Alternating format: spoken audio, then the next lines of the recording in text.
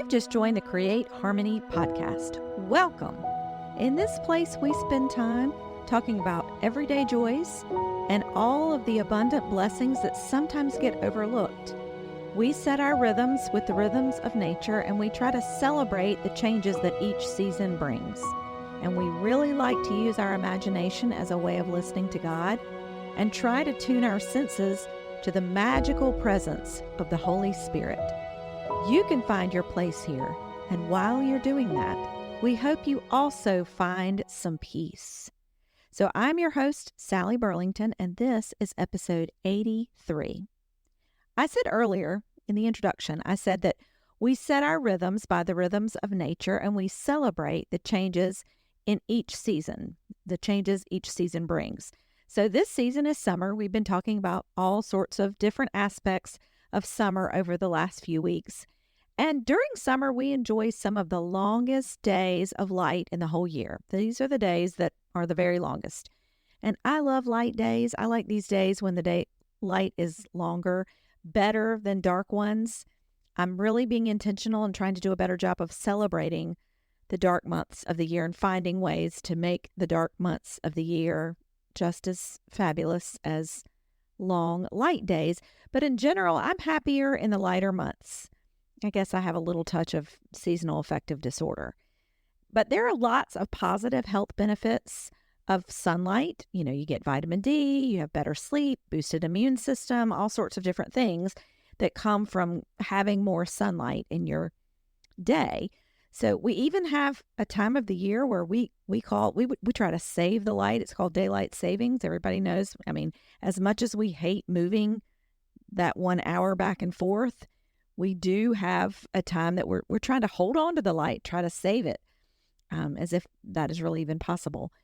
There are a lot of connections between God and light. So we connect bright light with our essence of God.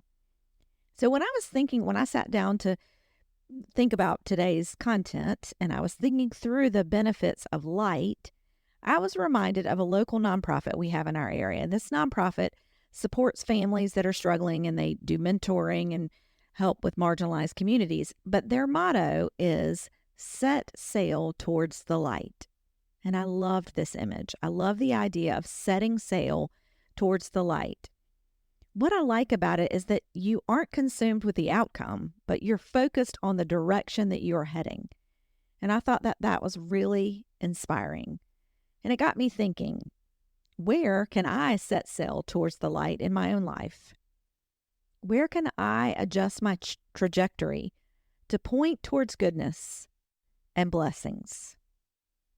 And then I wondered, would the people around me, people who are in my inner circle, who are close to me, spend a lot of time with me, know that I'm headed in that direction?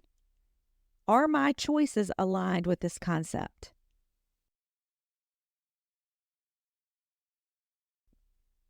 And I did a little pondering on those questions. And I feel like in some cases, the answer is yes. I'm frequently talking and promoting goodness and blessings right here at Create Harmony. And because this is what I do, I'm on the lookout for more content ideas that align with that. I'm looking for light. But there are certainly plenty of areas in my life that probably need some redirection. I probably need to set my sails a little better. Upon analysis, I find that there are places in my day that I'm more inclined to complain and bemoan and just get mired down in negative thoughts than celebrate light. And maybe that means I am setting sail towards the light, but not quite getting there. Is that possible? I don't know. Not sure, but it's certainly a work in progress. And having that image in my mind, setting sail towards the light, is helpful. It's a helpful and inspiring goal. And while I was pondering this and all things summer, I also thought about lightning bugs. And I thought about the fact that their light is just part of who they are. What if your very being was entangled with light? What if you could light up the world around you from the inside out? And I was thinking about that for a bit. And I wonder, for me, I asked myself the question, if I was better at focusing on God in my everyday habits, Would my life look more like a lightning bug? Now, stay with me here. I know we're getting into a lot of imagery. But what if I allowed God to take on a bigger piece of my being? Would I be able to light up the world from the inside out? Now, I do not have the answer to that question, but I am going to promise you to continue to ponder on it for a bit. And I challenge you to do the same. Let me say it one more time. If I were to allow God to take up a bigger piece of my daily thoughts, would I begin to light up the world more effectively? And if so, how would I do that? What would it look like? And if we all did that more, I wonder how it would affect the world around all of us.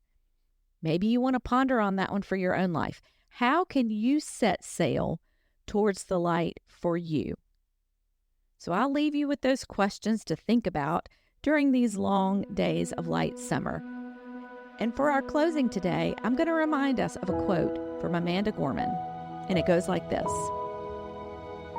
"There is always light, if we were only brave enough to see it, if we were only brave enough to be it." May it be so.